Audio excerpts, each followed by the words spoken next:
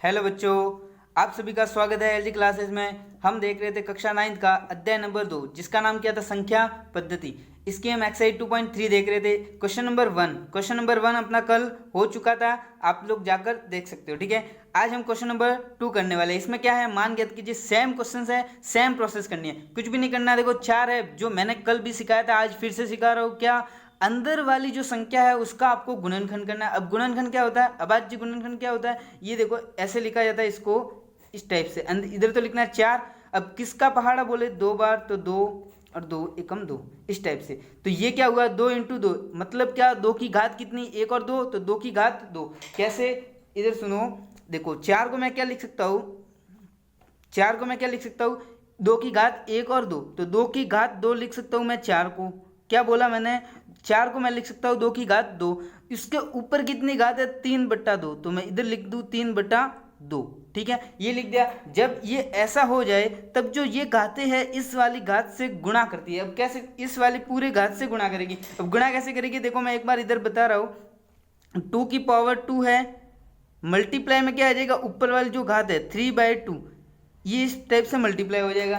तो आपको देखो क्या दिख रहा है, ये 2 से 2 कट जाएगा। कैसे कट गया, एक ऊपर है एक नीचे है, तो एक गुणा में एक भाग में तो कटेगा। तो 2 की पावर क्या हो जाएगी, अब हो जाएगी 3, ये तो कट गए दोनों, तो ऊपर क्या रहा 3, तो 2 की घात हो जाएगी 3, और 2 की घात 3 का मतलब क्या होता है, 2 इंटू 2 इंटू 2, मतलब 2 का 3 बार गुणा करवाना आपस में। तो 2 दूनी 4, 4 दूनी 8, तो आपका आंसर कितना आ जाएगा, इधर 8 आ जाएगा। आया क्या समझ में, आया क्या? अगर नहीं आया तो कोई दिक्कत नहीं है, इसका नेक्स्ट सवाल करते हैं, उसमें और अच्छे से क्लियर हो जाएगा। अब जैसे कि आपको दिया गया 32 दिया है, तो देखो बच्चों 32 के लिए भी आपको क्या करना है, सेम प्रोसेस। 32 इधर लिखना है, इसके किससे जाएगा, 2 से, ये ऐसे 8 बार, फिर 4 बार, फिर 2 बार, फिर 2 बार। अरे गुरुजी क्या कर दिया, कुछ समझ में नहीं आया। अरे सुनो बच्चों, इसमें किसका भाग जा रहा है आपका, 2 का, तो 2 से डिवाइड करो। कितना, 2 से मतलब आधा करना है यार, सिंपल सा। 32 का आधा 16 होता है, फिर 2 से किया 16 का आधा 8, फिर 2 से ही क्यों कर रहे हो गुरुजी, 4 से कर देते, कर सकते हो, लेकिन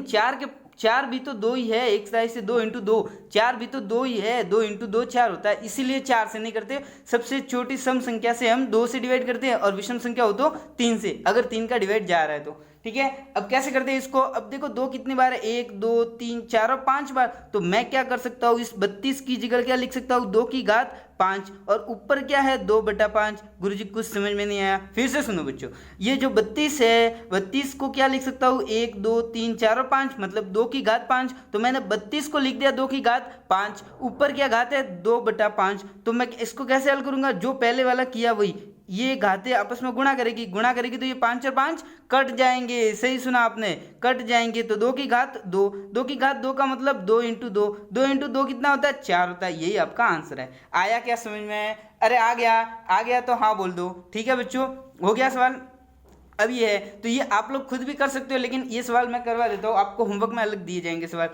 अब देखो 16 है, अब 16 है, फिर वही 2 से, तो 8, फिर 4, फिर 2 और फिर 2। आया क्या, हुआ क्या, सिंपल सा है, कुछ भी नहीं है, 1 2 3 4। तो मैं क्या लिख सकता हूँ, इस 16 को 2 की घात 4, 2 की घात 4 लिख दूँ, ऊपर कितना है 3/4, फिर वही प्रोसेस 2 की घात 4 और 3/4, ये ऊपर वाली घातें आपस में गुणा करेगी। अब गुरुजी गुणा कैसे करती है, ये हमें समझ में नहीं आया, गुणा कैसे करती है वो आपको बताते हैं। अभी रुको, पहले ये मैं पूरा कर दूं। 2 की घात 3 का मतलब क्या होता है, 2 इंटू 2 इंटू 2, मतलब कितना हुआ, ये आंसर 8 हो गया। ठीक है बच्चों, ये आपका आंसर। अब देखो फर्स्ट बात क्या आती है आपकी कि मल्टीप्लाई करते कैसे है, ये हमने बोल तो दिया ये गुणा करते हैं, लेकिन गुणा ही क्यों करते, भाग क्यों नहीं करते, इसका जवाब बता दे आपको। चलो एक मैं फॉर्मूला इधर साइड में लिख देता हूँ। इधर देखो मैं लिखता हूँ, अगर मेरे पास कोई a की घात m है और उसके ऊपर n घात है, ये आपको फॉर्मूला दिया गया। क्या है फॉर्मूला, तो ये जो फॉर्मूला हल होता है, तो जो ये a है इसके ऊपर ये दोनों घातें आपस में गुणा करती है, ये आपके फॉर्मूले में दिया गया। कौन सा वाला फॉर्मूला, आपकी बुक में दिया गया है, नियम, सूत्र आप लोग इसे कह सकते हो, सूत्र। तो ये सारे सवाल हमने गुणा क्यों करवाए, इस सूत्र के जरिए से। ठीक है, ये आपको याद करोगे तो ये अपने आप सवाल हो जाएंगे।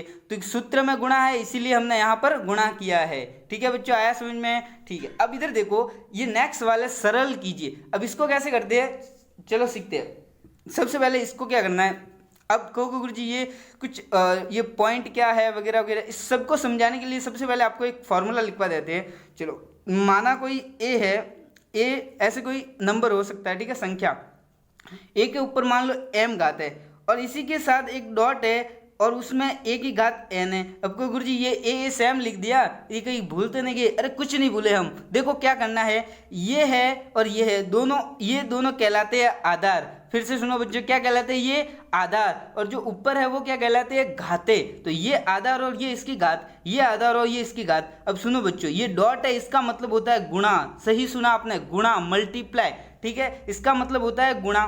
तो मैं क्या कहना चाहता हूं, जब इसको मैंने आधार बोला है, जब आधार समान हो और गुणा का निशान हो उनके बीच में, फिर से सुनो, आधार समान और गुणा का निशान बीच में, तो जो घाते हैं वो आपस में जुड़ जाती है। फिर से सुनो बच्चों, घाते आपस में जुड़ जाती है, ये भूलना मत, जुड़ जाती है, ये इसका नियम है। अब देखो, अब कहोगे गुरुजी ये गुणा आया तो घाते जुड़ गई, अगर भाग आ जाए तो, अगर भाग आ जाए तो इसी प्रकार ये देखो सेकंड वाला फॉर्मूला भी आपको यही सिखा देते। अगर मैंने बोला गुणा है तो घाते जोड़नी है, यहाँ तक तो समझ में आ गया। अगर भाग आ जाए तो क्या करना है? घाते घटानी है, उल्टा एकदम घाते घटानी है। किस कंडीशन में? ये सूत्र कहाँ पर लागू होंगे? इसकी कंडीशन ये है, गुणा होना चाहिए, जो आधार है वो समान होना चाहिए। तो यहाँ पर आप लोग देख सकते हो, क्या देख सकते हो आप लोग? देखो इसका जो ये है आधार समान है, घाते अलग होगी तो चलेगा, घातों से कोई प्रॉब्लम नहीं है। बीच में डॉट मतलब गुणा है, तो आधार समान तो और बीच में गुणा का निशान, तो इधर देख सकते हो आधार समान बीच में गुणा का निशान। तो करना क्या है? आधार को लिखकर घाते जोड़नी है। तो आधार 2 है तो 2 को लिखकर घाते जोड़ दो, जोड़ दो मतलब 2/3 प्लस 1/7। अब कोई गुरुजी ये कैसी जोड़ है? किसी आधार के ऊपर ऐसी कोई जोड़ आती है क्या?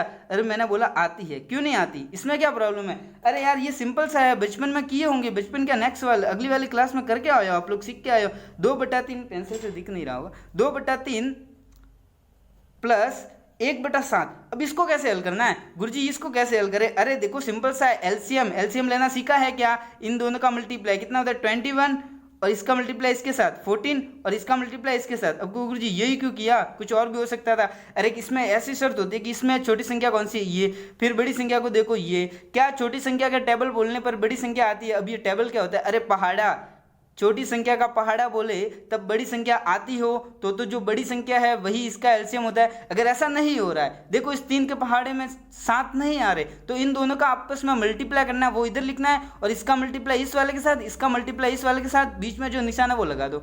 आया क्या समझ में? अब इनको जोड़ दो ऊपर वाले को, 14 और 3 17/21। तो ये आपका ऊपर वाले जोड़ने के साथ आएगा। तो मैं इधर लिखते जा रहा हूँ, आप लोग इधर से सीख लेना, ठीक है। 2 की घात में क्या लिख सकता हूँ मैं? इधर एलसीएम जो आएगा 21 और इधर हो जाएगा 14 और इधर कितना हो जाएगा? 3 हो जाएगा। आया क्या समझ में? तो 2 की घात कितनी हो जाएगी? 17/21। अब कोई गुरुजी की ऐसी कोई घात होती है क्या? हमने बोला क्यों नहीं होती, हो सकती है, इसमें क्या, घाते ही तो है, घाते ही तो है, घातों का कुछ भी हो ना, घातों का क्या मतलब, अपने थोड़ी हल करना है, इसको बस ऐसे रखना है, यही आपका आंसर है। आया क्या समझ में? अब इसके नेक्स्ट सवाल करते हैं। हाँ जी बच्चों, ये देखो इसका नेक्स्ट वाला है। अब कोई गुरुजी ये क्या लिख दिया?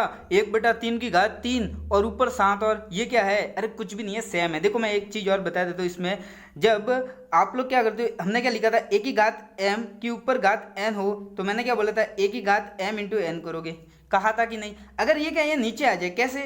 a की घात ये ऐसे हो जाए और ऊपर n हो जाए, मान लो m ही है, ये m n कुछ भी लिख सकते हो, आपके ऊपर है। तो क्या होगा? 1 की घात m बटा a की घात n इंटू m। तो ऊपर तो 1 की घात चाहे कितनी भी हो, 1000 हो, 1.5 लाख हो, 2 लाख हो, कोई फर्क नहीं पड़ता, एक ही होने वाला है। और नीचे क्या हो जाएगा? a की घात n इंटू m, ये a है बच्चों, ठीक है। तो ये आपका फॉर्मूला हो गया। कुल मिला के करना कुछ भी नहीं है, जो पहले वाला ये फॉर्मूला था सेम प्रोसेस करनी है आपको। कैसे करोगे? देखो इधर बच्चों, इधर मैं करता हूँ, 1 की पावर 7, 1 की घात 7 हो गई, इसके ऊपर आ गई, मतलब क्या, ये 7 है वो इसका भी है इसका भी है, दोनों को देना है, ऐसे आप समझ सकते हो। इसको दिया 7, अब इसको दे दो 3 की घात 3 के ऊपर 7, तो ये लिख दिया ऊपर भी 7। अब 1 की घात 7 का मतलब तो एक ही होता है, और 3 की घात, ये दोनों क्या करेंगे आपस में? मल्टीप्लाई। कौन से? ये घात वाले 3 और ये 7 घात, तो 3 की पावर 3 इंटू 7, तो कितना हो जाएगा? 1/3 की घात, 3 की घात कितनी हो जाएगी? 21। एकदम करेक्ट है, यही आपका आंसर होगा। आया क्या समझ में? आ गया ना? इसका नेक्स्ट सवाल करते हैं अब, क्वेश्चन नंबर 4। अब इसको आप एक बार इधर देख लो, इसको थोड़ा सा और हल कर सकते हो। कैसे कर सकते हो वो मैं बताता हूँ एक बार। देखो इधर, अगर कोई संख्या आपके नीचे, जैसे कि मान लो 1/1 n थी, आपके इधर था, ठीक है, ये कोई था, तो इसको आप अगर ऊपर लिखना चाहो, ऊपर कैसे, अब ये 1 हटाना आपको, ऊपर लाना है, तो जब भी कोई नीचे वाली संख्या ऊपर आएगी और उसके ऊपर घात है, तो जो भी संख्या ऊपर आएगी उसकी जो घात है वो माइनस हो जाएगी। फिर से सुनो बच्चों, नीचे जो भी अंक है उसके ऊपर कोई घात है, धनात्मक घात यानी पॉजिटिव घात है, प्लस वाली घात है, तो ऊपर आ जाएगी तो माइनस हो जाएगी। और अगर ये घात ही माइनस की है, सुनो फिर से, 1/a की घात -n होता तो ऊपर आएगा तो क्या होगा, a की घात +n। फिर मैं इधर लिख देता हूं एक बार, आपको कंफ्यूजन नहीं होगा। 1/a की घात अगर -n है तो ऊपर आएगा तो क्या हो जाएगा, a की घात +n। अब सुनो बच्चों, एक चीज और आपको बता दी जाए यहाँ पर ही, अगर ऐसा है तो मैं इसको ऐसा लिख सकता हूँ, अगर ऐसा है तो ऐसा भी लिख सकता हूँ। मतलब कहने का मतलब ये कि अगर केवल a की घात n आ जाए तो मैं इसको ऐसे भी लिख सकता हूँ। ये एक गणित का जादू है, ऐसा समझ सकते हो आप लोग, ठीक है। तो मैं इधर जादू कर सकता हूँ, क्या जादू करूंगा, 3 की पावर -21, ये भी इसका आंसर हो सकता है। आपको कंफ्यूज नहीं होना है, ये भी आंसर राइट है, ये भी आंसर राइट है, आप जो चाहो लिख सकते हो। अब देखते हैं क्वेश्चन नंबर 4। इसको कैसे करते हैं, देखो निम्न में x का मान ज्ञात कीजिए। अब निम्न क्या है, ये वाला सवाल है कुल मिला के। इसमें आपको जो ये x दिख रहा है इसकी वैल्यू निकालनी है, x का मान ज्ञात करना है। कैसे करते हैं, देखो इधर अभी हमने एक फॉर्मूला पढ़ा है। क्या फॉर्मूला पढ़ा है कि अगर समान हो क्या आधार तो घातें जुड़ेगी, और ये किस में नहीं है, डॉट है, इधर कुछ भी नहीं हो तो गुणा होता है, ये याद रखना, ठीक है, सिंपल सा। कुछ ब्रैकेट लगे हुए कुछ भी नहीं है तो गुणा है, इतना याद रखो। अब देखो फिर मैंने क्या बोला, आधार समान हो तो घातें जुड़ेगी, लेकिन इधर तो कहोगे गुरुजी गुणा में तो है लेकिन आधार समान नहीं है। तो एक चीज और हमने पढ़ी है, सुनो बच्चों, कि यदि आधार समान हो और वो भाग में हो, क्या भाग में, किधर, ऐसे देखो, अगर a की घात n अपॉन a की घात m है, ऐसा समझ सकते हो आप। तो क्या होगा, जो आधार समान और ये भाग में है, भाग का मतलब भी वही अपना अभी किया था ना, तो ये माइनस होगी, क्या होगी, माइनस।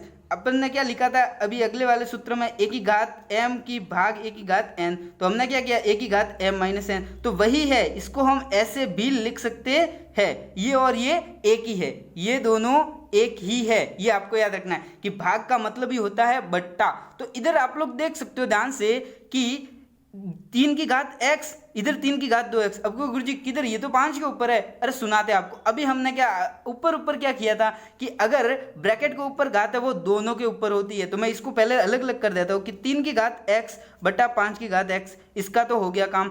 अब इधर देखो 5 की घात 2x बराबर बटा 3 की घात 2x, इसका भी हो गया। अब गुरु जी ये बराबर में क्या है, इसका हम करेंगे, कुछ ना कुछ तो कर ही देंगे, इसको अभी लिखने दो, ऐसे ही रखने दो, कुछ फर्क नहीं पड़ने वाला, ठीक है। अब देखो अब क्या हो रहा है आगे, अब देखो जरा, अब देखो कुछ दिख रहा होगा कि ये 5 है, इसकी कुछ घात है, और इसके नीचे देखो 5 है, उसकी भी कुछ घात है। तो इसको मैं इसको इसके नीचे और इसको इसके नीचे ला सकता हूँ क्या, कैसे, सुनो बच्चों, मैं ऐसा लिख सकता हूँ क्या, 5 की घात 2x बटा 5 की घात x गुणा 3 की घात x बटा 3 की घात 2x, ऐसा लिख सकता हूँ क्या। क्यों लिखा मैंने, अरे यार गुणा में आगे पीछे कुछ भी कर सकते हो, आपके ऊपर है, आपकी मर्जी चलेगी, ठीक है। इधर सवाल नहीं चलेगा, इधर आपकी मर्जी चलेगी, तो आपने मर्जी से ऐसा कर दिया। अब यही क्यों किया, अरे देखो जब ये दोनों इस वाले फॉर्मूले का पालन करेंगे कि नहीं करेंगे, देखो आधार समान घातें अलग अलग, तो इधर देखो आधार समान और घातें अलग अलग, तो क्या होगी, घातें घट जाएगी। कैसे घटेगी, बड़े वाले में से छोटी घात घटा दो, तो ऊपर इसको मैंने ऊपर भेजा तो 2x तो तय था, किसको ऊपर भेजा, इस वाले को ऊपर भेजूंगा, तो ये तो 2x तय था, माइनस में x और हो जाएगा, कौन सा वाला, ये वाला। आया क्या समझ में, इस फॉर्मूले से किया कि a की घात m बटा a की घात m हो तो n माइनस m, यानी ऊपर वाले में से नीचे वाली घातें घटानी है। अगर मैं इसको उल्टा कर दूं, कैसे, बट्टे इसको गुणा, बट्टे नीचे कुछ नहीं रहा, एक लिख दो, ऊपर से अगर मैं नीचे लाऊं, कैसे, अगर मैं क्या करता हूं, ऊपर से नीचे लाऊं, इधर देखो, इधर हमने सीखा था कि ऊपर से नीचे गए थे तो माइनस हुई थी घात, ऊपर से नीचे गए थे तब भी माइनस हुई थी, तो इसको भी हम एज इट इज कर सकते हैं कि इसको तो इधर ही लिखते हैं, 3 की पावर 2x को तो एज इट इज रखते हैं, और इसको नीचे लाएंगे तो ये क्या हो जाएगी 3 की पावर -x।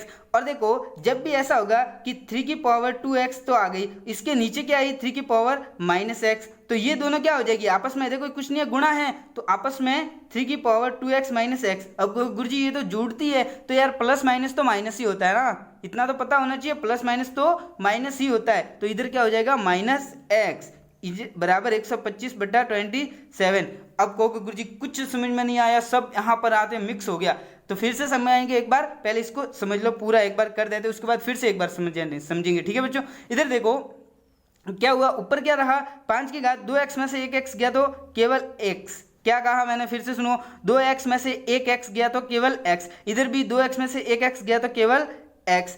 अब देखो, अब कुछ समझने वाली बात यह है कि 125 को अगर मैं 5 की घात के रूप में कुछ लाऊं, सुनो फिर से, 125 के अभाज्य गुणनखंड करके मैं 5 की घात के रूप में लाऊं और 27 को 3 की घात के रूप में लाऊं, तो क्या ये दोनों बराबर होंगे? कैसे, एक बार करके देखते। चलो मैं करता हूँ 125 के अभाज्य गुणनखंड, तो मेरे पास आया, ये आया 5 की घात 3 आया। अगर मैं करता हूँ 27 के अभाज्य गुणनखंड तो क्या आएगा मेरे पास, ये आया। तो गुरुजी ये तो कमाल हो गया, मजा आ गया गुरुजी। क्या मजा आ गया, देखो इधर 5/3 की पावर x, क्या मैं ऐसा लिख सकता हूँ क्या, जब इसको दोनों में बांटेंगे तो क्या दोनों से खरीद भी सकते हैं, ऊपर लेकर जा सकते हैं। तो इसी प्रकार देखो 5, इसको मैं क्या लिख सकता हूँ 5 की घात 3, इसको क्या लिख सकता हूँ 3 की घात 3। अब गुरुजी कहाँ से लिख दिया, कैसे लिख दिया, कुछ समझ में नहीं आया। अरे इधर देखो 125 को 1 2 और 3, 5 की घात 3 लिख दिया, और 27 को 3 की घात 3 लिख दिया। आया क्या समझ में? ठीक है बच्चों यहाँ तक।